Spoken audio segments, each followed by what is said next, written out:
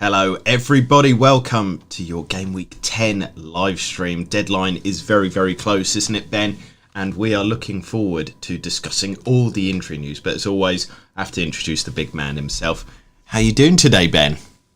JJ, always busy when it's a Friday deadline, so it's been a bit manic. And of course, I'm not sure if it's written in the Premier League protocols, but all press conferences must occur between 1 and 2 on a Friday afternoon, and it's absolutely bedlam. We've had problems with the internet. We've had problems with the FF Hub website. So at the minute, we're pulling stuff through, but it might be slightly out of date. So I may need to give some context and some further updates with regards to team news and setups and player availability. So apologise in advance for that.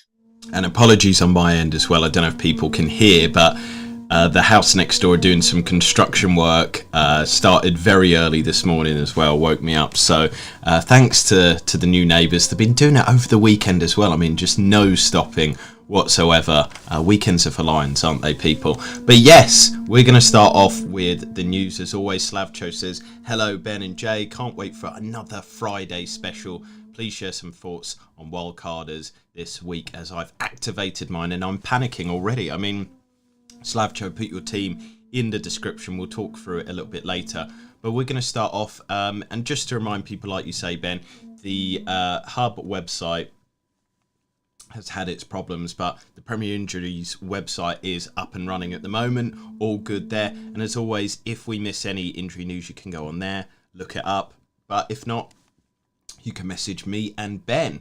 But yes, starting off with Bournemouth. And what is the latest with them, Ben? Yeah, so the big news from the Bournemouth camp is the loss of their skipper, their captain and goalkeeper Neto. That was a training ground injury.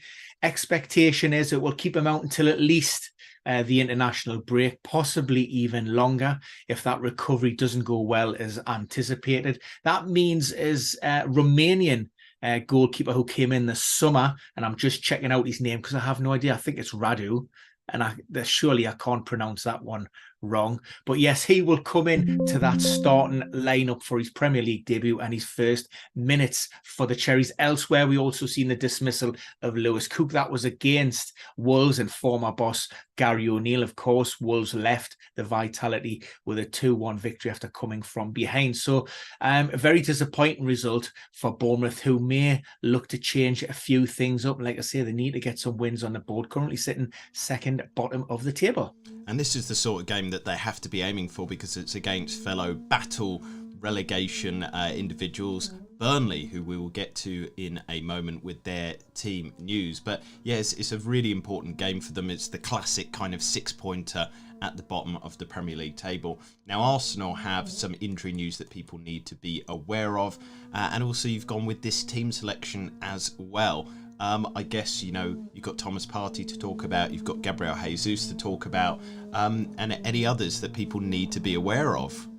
Yeah, well, a big talking point is that Gabriel Jesus scored and assisted midweek in the Champions League. Great result out in Seville, but unfortunately that victory was marred by an injury to Gabriel Jesus.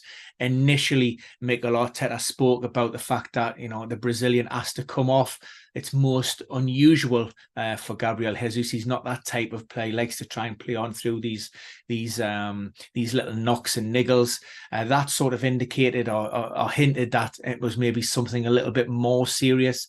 The player himself come out and said, you know, I've been assessed by the physio. He's done the test. He doesn't think it's too bad. However, Mikel Arteta, speaking on Friday afternoon, said that it looks to be, you know, not at the major end of the hamstring injuries, but certainly one that will keep him out for a few weeks. We know Jesus is a fairly quick healer, tends to return ahead of schedule. Arteta said he's on a similar timeline to Thomas Partey. I'll touch on that in a minute. So I think at the moment it's touch and go whether he returns before the international break. If he doesn't, then certainly the game after that, which would be the end of November, is where we would expect Jesus to return. Thomas Partey, he was absent from the travelling squad on Tuesday in the Champions League. That was a late injury in training on Monday. That was a muscle problem. Hasn't been involved a great deal this season, but was just getting back into the swing of things, getting that little bit of sharpness back in his legs, and would have been a welcome addition and really competing for a starting berth in that team. But unfortunately, this setback again is going to keep him out for a number of weeks. He is scheduled for another scan. It's not related to that groin problem that kept him out, that adductor issue that kept him out of those recent matches. We'll wait to learn the outcome of this latest scan, but suffice to say, I think we will not be seeing him before the international break. And you've decided to deploy Jorginho in that kind of holding DM role. You've obviously got Rice a bit further up the pitch. Why isn't Havertz involved? Is this just purely tactical choices from yourself there? Yeah, look, I think Arsenal generally have been playing fairly well, and Jorginho's been getting some minutes under his belt, which is good to see. Havertz maybe, hasn't really hit the ground running, certainly not putting in the performances that maybe Arsenal supporters would have liked to have seen. So I'm going to stick with this setup. The only sort of other possible alteration you could maybe look at would be Tomiyasu for Zinchenko, but Zinchenko's minutes have been managed just because, like I say, he's coming off the back of a couple of problematic muscle injuries, mainly around the calf. Tomiyasu was getting back to fitness, so Mikel Arteta may, be looking to manage his squad a little bit better with, like I say, just those couple of injuries rearing its ugly head. Yes, and Sheffield United presents a good opportunity for the team. I don't think they played particularly well recently. They did get the result against Man City, but then last weekend they really let themselves down with that result against Chelsea, and we'll just kind of see if they can use this as a bounce back, build some confidence in front of goal. I think that's one thing that they need. But a team without need of confidence in front of goal, the second top goal scorers in the Premier League, and also Ollie Watkins is flying high up there with the most goal involvements of any player. Game week 10 is a great one for them against Luton, but what is the team news? Yeah, generally, it's pretty much as you were with Aston Villa. Of course, they're playing 3 games a week, and they were involved in the Europa Conference League on Thursday night. That was a fantastic result against AZ, a 4-1 victory. There was only 4 changes. Unai Emery stuck to his words. He said that he would go strong in the competition, so he made, like I say, those 4 changes. And it's difficult, like I say, at this moment to sort of pin down that exact 11. We're probably nailed in around about 9 of those positions.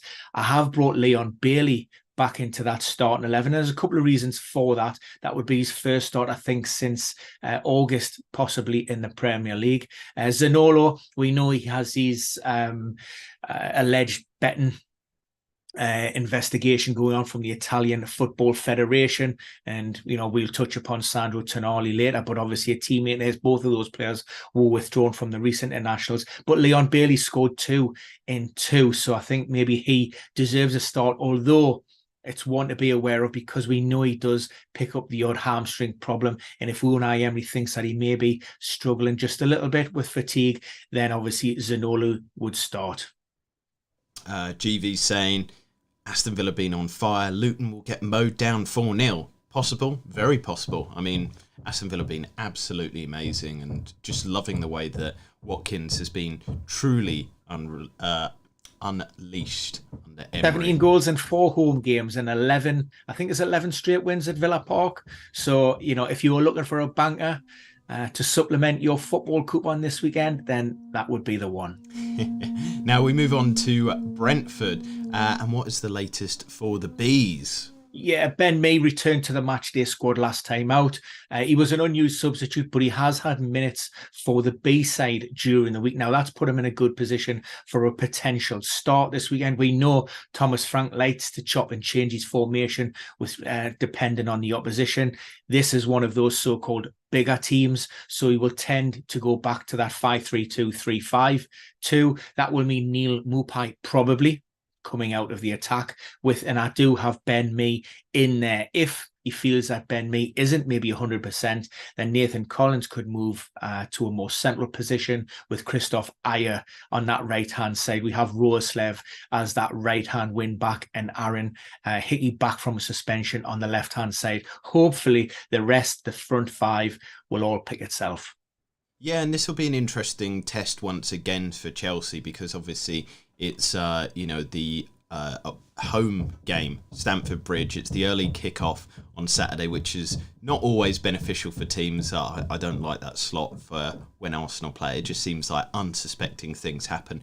But we saw maybe a different Chelsea in the last game against Arsenal. I was actually pleasantly surprised. I thought Pochettino maybe has got the team playing quite well together, whereas we have discussed in recent weeks, Brentford haven't been at their best at times, but then they had that huge boost of a massive win against Burnley. So what's your kind of predictions for that game? It's going to be tough. I really like how Chelsea have I do like Pochettino, and at the beginning of the season, I sort of tipped them up for a fairly decent campaign. Of course, since then they've been hugely disappointing, and they're flattered to deceive. They promised on a couple of occasions, to kickstart their campaign against, results. The one against Luton springs to mind, but they've never really been able to follow that up. I thought they were very unlucky not to take 3 points against Arsenal last time out. Sorry about that, Jason. But look, if you asked for if you would have took a point before the game, I suspect they probably would. So they've got that little bit of momentum. It looks like he's a little bit more settled in terms of that formation and in terms of the personnel, and maybe injuries have contributed to that. And of course, maybe Mudrik's had a little bit longer running the team and Cole Palmer. But so for me, I'm going for a Chelsea win, but I do think it'll be close. I think it could be a 2-1. So just a couple of questions here about some players and injuries. Yes, so GV has reminded people we go through all the teams, all the players in alphabetical order. David wanted to know about Palmer, Gordon and Mitoma. We will cover Mitoma, obviously Brighton up next. And then Ahmed wanted to know about Udogie, but obviously we'll get to him when we talk about Spurs. But as I said there, obviously up next is Brighton. What is the news for the Seagulls? And, there's been a lot of questions about Mitoma this week for some reason.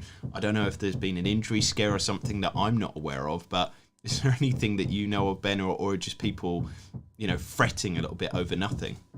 I think there always are the concerns when teams are playing, like I say, 3 games in a week and involved in European competition. That's always the worry. And now that maybe, the loss of Solly Marsh in particular, then Mitoma is that go-to for the Seagulls. And that's potentially where those questions are coming from. Roberto De Zerbi has spoken about the fact that, with this ever-growing injury list and amount of players in the treatment room, there's a need to protect what he's already got. And yes, the temptation would be not to tinker too much with the team that beat Ajax on Thursday evening to really get their Europa League competition, underway. Finally, the third time of asking.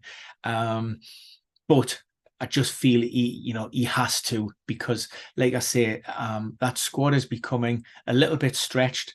They've lost some key players. They're still able to put in the performances, and I think last weekend was a prime example of that, despite missing a lot of key players. And lucky with the result, but like I say, generally the performance, particularly the second half, was very encouraging. After that opening 45, it could have got away with them a little bit.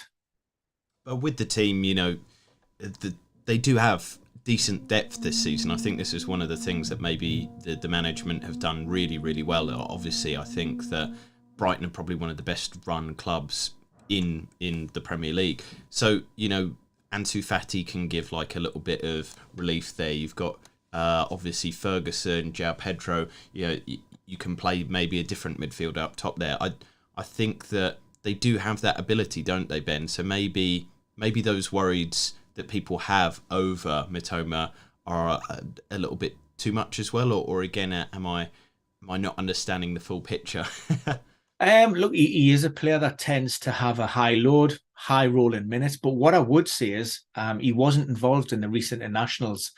So he effectively had himself a little bit of a break. He wasn't involved in any competitive play. And that was a great opportunity for him to sort of recharge his batteries, refresh and focus on this block of games. And yes, there's always that niggling bit of doubt in the back of your mind, especially with De Zerbi and how many changes that he's making. But for me, Mitoma's been such a key and pivotal player, and going back to that, that rest during the international break, I think that's been crucial. And for me, that's why we have Mitoma starting this weekend. There you go. So from Brighton to Burnley, we've already talked about their opposition, Bournemouth, but what is the latest for the Clarets? Yeah, Vincent Kompany, as always, keeping his cards very close to his chest in terms of availability and those potential players who may be returning. We know that'll be forced into at least one change, and that's because of the dismissal of Connor Roberts last time out there. Again, there's a few ways that Vincent Kompany could go with his setup. We've seen Josh Brownhill actually drop out of the team, which was a little bit of a surprise last time out. There was also no mention of Jacob Bruun, who came on as a substitute and then was subsequently replaced.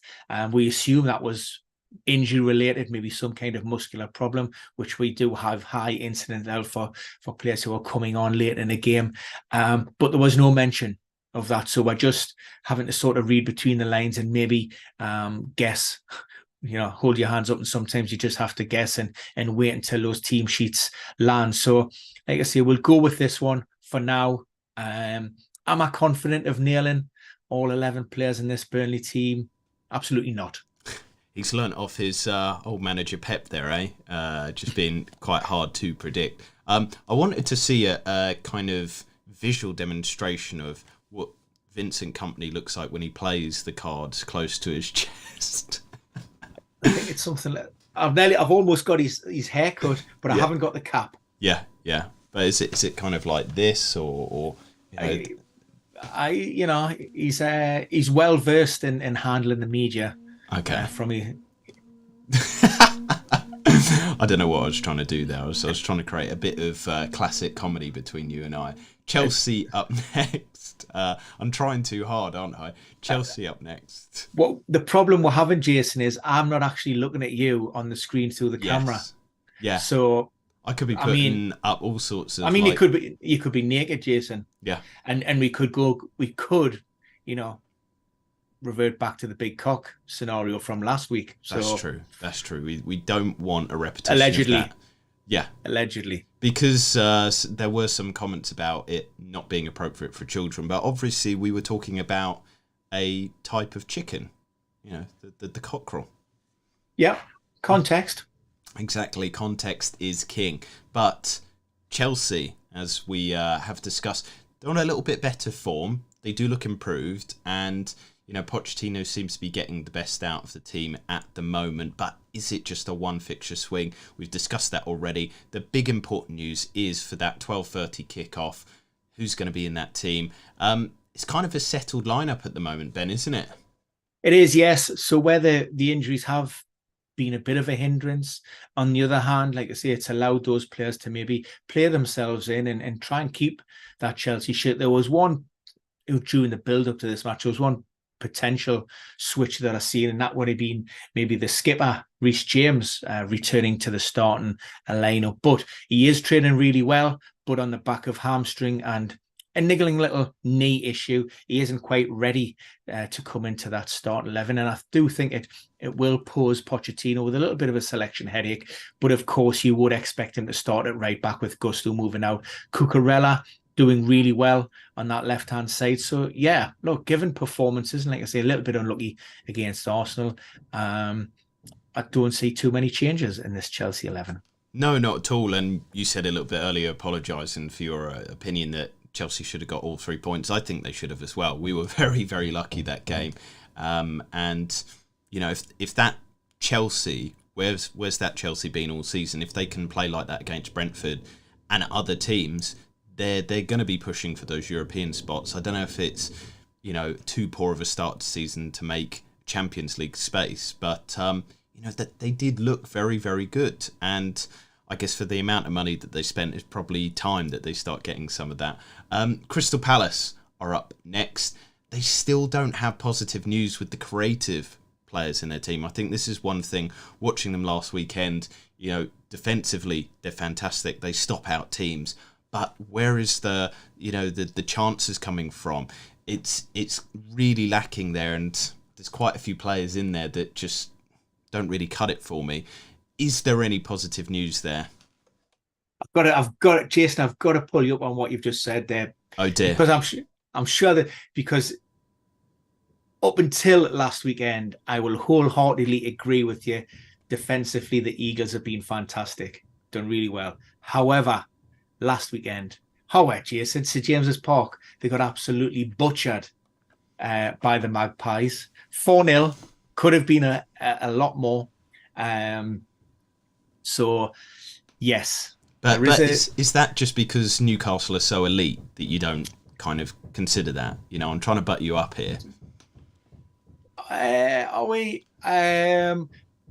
Roy Hodgson, welcome back. I think it was 3 players back into that starting lineup. Jefferson Lerma, Doucouré. And the issue you have is those players maybe just weren't at it 100%. And what we do know from Newcastle, they will work hard, they will press you hard, and they will, like I say, they have that intensity about them. And we were able to get into Palace's face.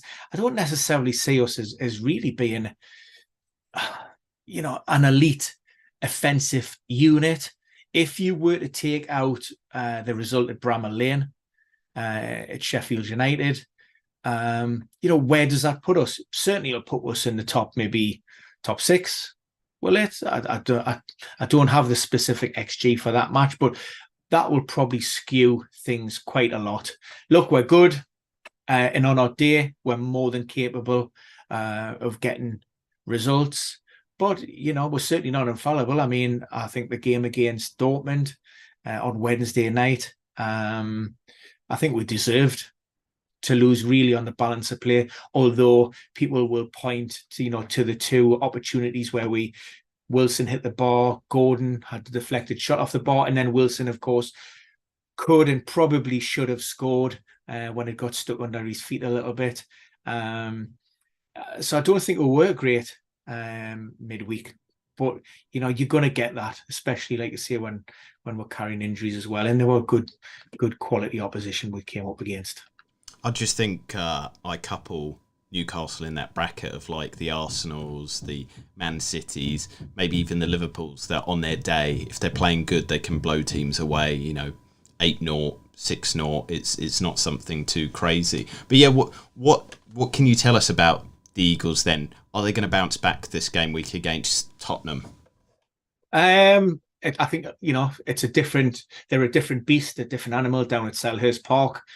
Supporters will be right on top of the pitch to make a lot of noise, and a bit of a wounded animal. So Roy Hodgson will have them working hard on the training pitches this week. I think they will make it awkward for Spurs. Whether it's enough, it wouldn't surprise me if they managed to grind out a draw. I can't see the home side. If Tottenham were to score 2, then I think they've got those 3 points in the bag. I can certainly see Palace maybe scoring 1. But not 2, given, as you alluded to before, the likes of Michael Elise and Eberechi Eze both still out of contention. However, the positive news is they are training outside, away from the main group, which suggests and indicates that they shouldn't be too far away, although particularly with Elise, there's going to be that lack of sharpness and match fitness. So to get him back to a return to performance, pre-injury levels, is going to take him quite a bit longer than Eze. There's a bit of angst in the comments. Some are saying, please move on to Spurs news. And also, Jandre says, I need Liverpool. But Jandre also says, and this always rings true every week, please like the stream, also subscribe and share it as well to help our channel grow and everything. But moving from Crystal Palace to Everton, and this was something that you've written about last week. Everton are slowly improving, and I feel like watching that game at Liverpool before the red card, they controlled Liverpool. They looked quite good, didn't they? They did, yes, and you're always going to get that, particularly in a Merseyside derby, the cut and thrust, and sometimes the quality goes out the window, and it's, like I say, the passion and the heat of the moment takes over, the adrenaline's pumping, but Everton's doing those opening exchanges, done really, really well. Of course, history will tell us that, Liverpool came away with 3 points, and, it was job done at the end of the day. So, but for that reason, I've left the team, unchanged up until, for that one and only enforced switch would be Ashley Young. And that's Nathan Patterson, who comes in for a like-for-like swap on the right-hand side, which means Idrissa Gueye, unfortunately, will miss out once again. And we've got, some people are saying next they don't want to hear the Everton news. But I think it's an interesting talking point because people look at this for West Ham as a good game. But I think, first of all, West Ham don't score many goals, but also I don't think Everton are going to give up many chances. Maybe going forward, they might be a shock team to invest in. I can see Dyche doing Dyche ball and getting some clean sheets a little bit later in the season. Fulham are up next. They just haven't been themselves this season. Do you want to quickly go through the latest with them? Yeah, quickly, I think there may be a few changes from Monday night. They weren't too bad, actually, against Tottenham. On the right-hand side, I'm bringing in Harry Wilson for Deco Vova-Reed. And also, I think Andres Pereira, I've mentioned in the comments, I think he's been leading a little bit of a charmed life. Hasn't really hit the dizzy heights of last season, particularly since that big injury on his ankle that required surgery. Thought Alex Iwobi was a little unfortunate to drop out the starting 11. So I have him returning back. The other place up potentially for grabs is between Harrison Reed and Sasa Lukic. There you go. So moving from Fulham on to one of the highly requested teams, it is Liverpool. And obviously they had the Europa League game. Do you think that's going to affect the lineup too much, or do you think they're going to keep fairly consistent because they did play quite well? Yeah, I mean, if you're going to look at that back line, really, where potentially could you see those changes? It's only going to be between Matip and Konate. Everybody else, those other three players pick themselves, was certainly Alisson in goal. Midfield, then maybe, there's discussions to be had. But with Curtis Jones being suspended, that eases things a little bit. Endo is another player who could come in, I think, realistically. And the other one would be Jota up front, and we have seen him start ahead of Nunes and Diaz. But for me, at this moment in time, this is Liverpool's strongest 11. And like I say, when you've got the win and you've got that little bit of momentum, as Unai Emery's done it at Aston Villa, you don't want to be changing things too much if you don't have to. Yeah, and just looking at the way that they played in Europe, but also recent games, the attack has been fairly impressive. They seem to have gelled quite well, and just looking not quite back to those levels where they were absolutely outstanding a few seasons ago, but they're getting there. They really are improving. Jondre wants to know, how long is Robertson out for? Yeah, so he's had surgery on his shoulder. This is a difficult one to pin down. Typically, we're looking in the region of maybe 8 to 12 weeks, depending on, the extent of that damage and the procedure. What I would say, and what I have mentioned before, if Andy Robertson was to return this year, then it's a bonus. What he will be able to do, as opposed to a lot of other injuries, he can still be working on his cardio. He'll still be doing able to do a lot of training, which will be non-contact. So he will still maintain that base level of fitness. So when he does get reintegrated back with the squad, he's not starting from ground zero. He's got that good level. So he should be able to transition quicker from, training to maybe behind closed doors games and then ultimately back into the first team. So 8 to 10, maybe even 12 if, like I say, things maybe aren't going according to plan or as hoped. You'd say probably history is on the side of him coming back a little bit sooner than later, because he does have that hardiness, doesn't he? He's one of those players who just seems to be ever present. Yeah, well, yeah. So really, we don't have anything to go by in terms of a player that, because he's never injured, we're not able to ascertain really on how he does recover. But with these types of problems, like I say, it's difficult. It depends how Liverpool are doing, and it depends how Tsimikas, is playing, and that might make easy decisions for Jurgen Klopp. So, like I say, you've got context in and around all of those. If there are problems, if Tsimikas was to pick up an injury, then maybe they would look to expedite that return and try to get him through a little bit quicker, maybe closer towards that 8 to 9 weeks. If there's no need to push him, let's take that full 10, 11, 12 weeks. Very early in his road to recovery, so always difficult to pin down anything definitive. GV wants to know, will Gakpo start? Well, obviously not in terms of the predicted lineup that I've got there. Of course, he's just returning off that knee problem that he picked up against Tottenham. So that's the reasons as to why I don't have him, in that team. He only rejoined the first team in training earlier this week, so hasn't had a great deal of minutes in his legs from the training pitches. So maybe from the bench, with a view then to potentially really pushing for a start in game week 11. So from Liverpool to Luton, I think Luton are definitely one of those teams that we don't have to spend too much time on. Just the quick headlines, Ben. The headline is Gabe Oso returned to the matchday squad last week, got some minutes for the under-21s. He is a player that could potentially come in and maybe we see Rob Edwards switch to a back three. That's one option because Reece Berg picked up a hamstring injury. Others to consider, Ross Barkley and Andros Townsend were two of those who came on last weekend to help change the game at the City ground. But whether they've done enough to merit a start remains to be seen. Now, Manchester City, another team that raises a lot of attention, but also a lot of people are moving away from Erling Haaland in their FPL teams.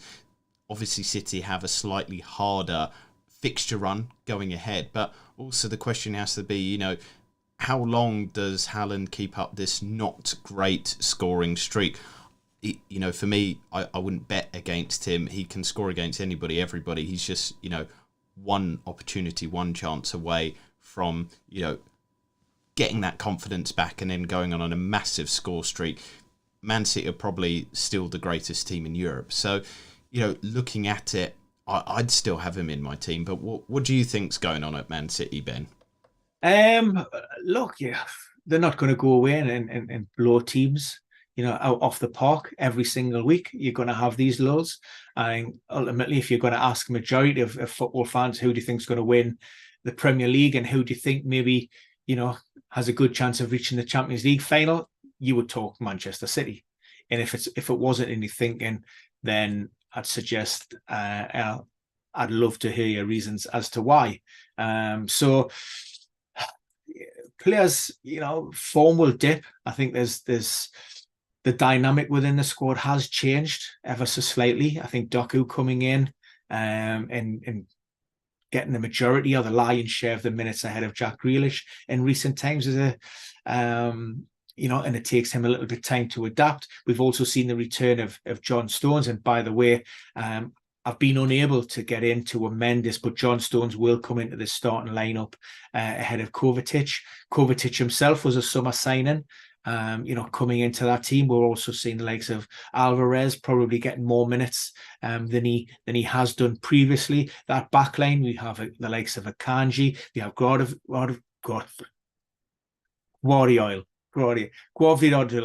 him, the other summer signing defender. Yeah, you got it right there. It's Guardiola. If I say, I know it's similar to that, Guardiola. Yeah. So you're trying to accommodate players on a domestic and a European level. So just takes players to settle in a little bit, but they're going to be there or thereabouts. Now, any shadow of doubt. We used to say, if you want a Manchester City defensive asset, you go with Ederson. Last week, he did not play. What was the reason? Post internationals, Pep decided to give him a rest. Nothing more than that. Fair enough. So we do have a question. I guess some people are wanting to know your opinions on it, Ben. Captaincy. Does it go on Haaland? He's playing Manchester United. Or does it go on Salah, who's playing Nottingham Forest? I would prefer Salah.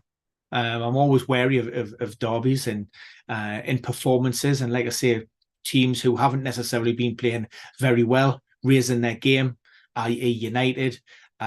Form tends to go out the route. So for me, I think Salah is a safer bet, most definitely. But away from those two, I think Ollie Watkins looks to be a standout pick this weekend, just given their form at home against a Luton side who are obviously struggling. Great shout there, and I hope that is useful for some people. And obviously we have to talk about the opponents in that derby, Manchester United.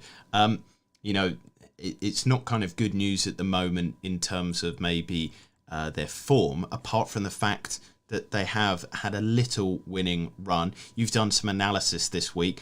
Maybe things aren't as bad as we suspect. Maybe they might be able to compete with Man City in this derby. Do you want to tell us your thoughts on this? Look, you're always looking for the silver lining on the cloud. And look, there have been poor performance for the majority of games this season from United, but they know how to grind out results. And a penalty save from Andre Onana against FC Copenhagen in the Champions League midweek, and maybe that's a little bit of a shot in the arm again that they need. This is going to be a huge match, bragging rights in Manchester. So, which better team to really kickstart your season and get it off and ease, the pressure on Erik ten Hag than to go out and beat your bitter rivals. So, it's going to be tough. I think it'll be a very closely fought contest. It wouldn't surprise me, again, if it was a draw. City are a far superior team, much higher quality. But like I say, you can't completely rule out United. And also they got the home advantage, in front of those Old Trafford fans. They'll want to be having a performance. And it's kind of like that mentality of nothing to lose, They played bad this season. They'll want to be proving themselves, whereas Man City are the ones that could get embarrassed. Just quickly on injury news, anything in terms of the Manchester United team that people need to be aware of? Andre Wan-Bissaka returned to full training today. As long as he comes through the next couple of sessions, and potentially I see him being included in the matchday squad. Certainly not to displace Diogo Dalot at this moment in time. Again, he needs to work his way back from a hamstring injury. The other big talking point, major doubts over Casemiro, race against the clock. I think it was what the terminology Erik ten Hag used. Whether he's included or not remains to be seen, but I see maybe Amrabat and McTominay as those, in that double six, that double pivot, with Fernandes slightly higher up. If Casemiro was to be past fit, then for me, it could be Amrabat, the one who misses out. So, as always, I say this, but it's so true. The best United team in the Premier League, it's Newcastle up next. What is the latest from the Toon Army? Well, the big breaking news that came early this morning was the possibility that Sandro Tonali could be involved. He has travelled with the team, and as far as Eddie Howe was concerned, as of around about 10:30 this morning, he's fit and he's in contention. That sort of flies in the face of an official announcement from the Italian Football Federation that confirmed on Thursday that the Italian midfielder would serve a 10-month ban involving all football, which would take him through to August 2024.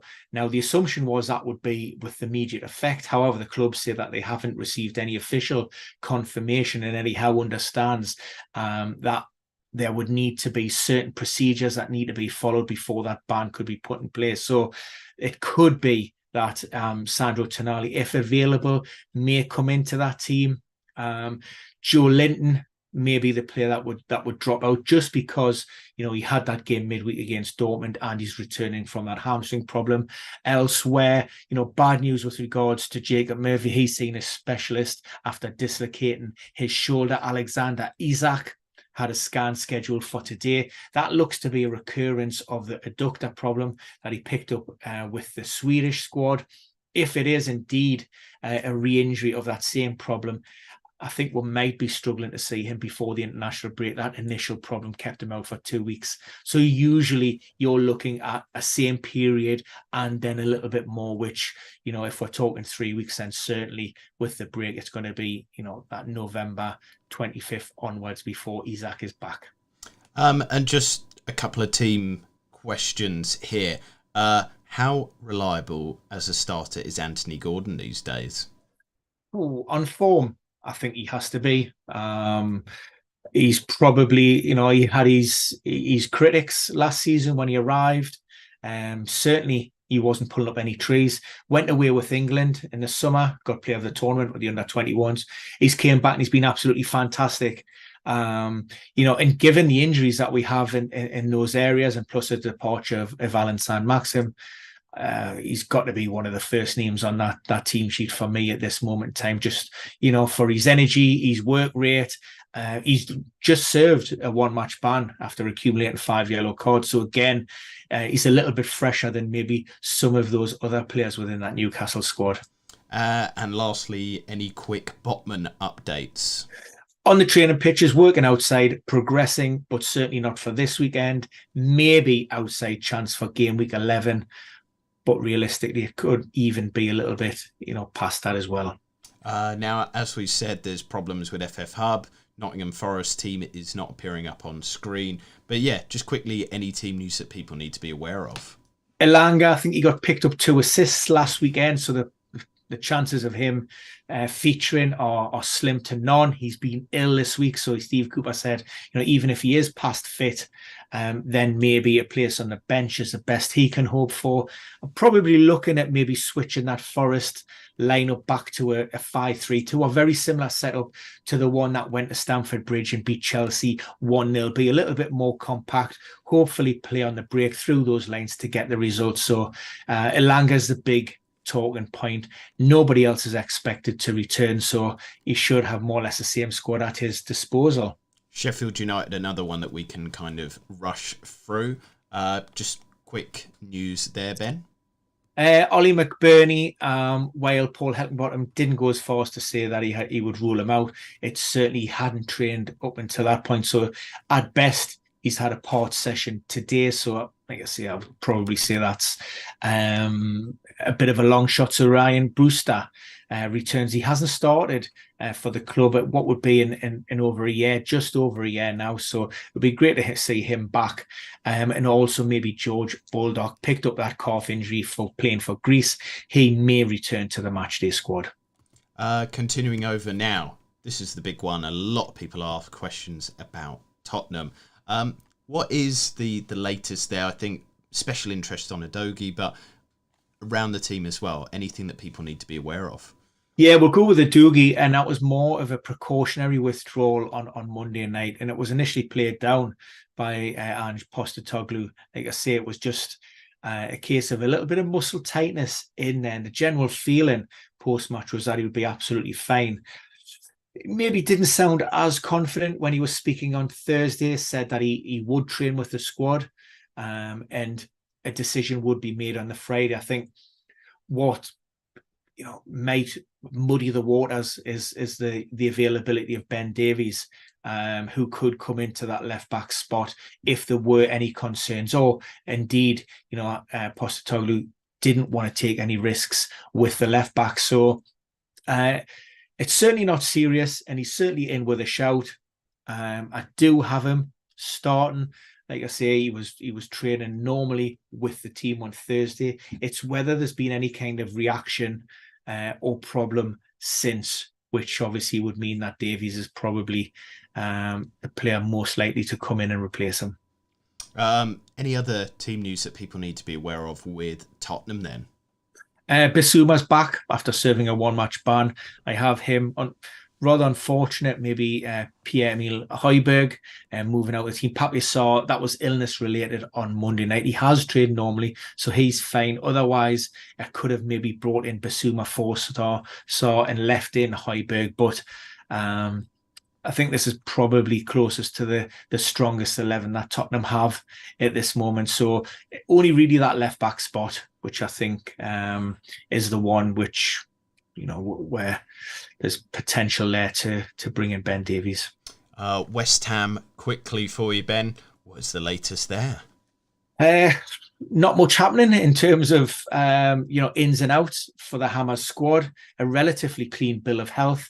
We've seen Aaron Cresswell and Ben Johnson return to the matchday squad on Thursday, and Emerson is suspended, so that's why we have Cresswell coming in on that left hand side.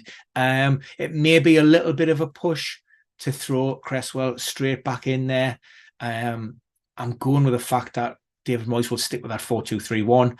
But if he did want to change things up, there is a possibility of going with a back three, and he could easily stick somebody like Ogbonna or Kira back into there, and maybe go with what would be more like a 3-5-2, and even go with the likes of